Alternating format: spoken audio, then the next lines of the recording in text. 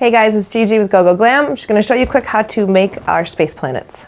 For the space planets, you're going to use the long 260 twister balloons, and you are going to need a hand pump for these. Most electric pumps don't do so well with these, so it's always nice to have these on hand. So you're going to inflate your balloon almost full. I always go almost full because it's easier to make adjustments that way.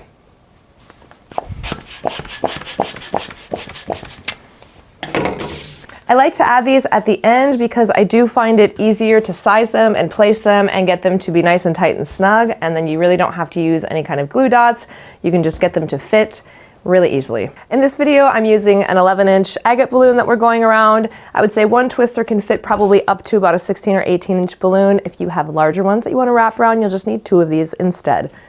So the first thing that I'm going to do is wrap this around, and then I'll start letting air out until I get closer to the right size. Okay, so I do want this to be nice and tight, nice and snug. I want it to be a little bit smaller than the 11-inch balloon because then it will stay in place and it won't need anything to glue it down.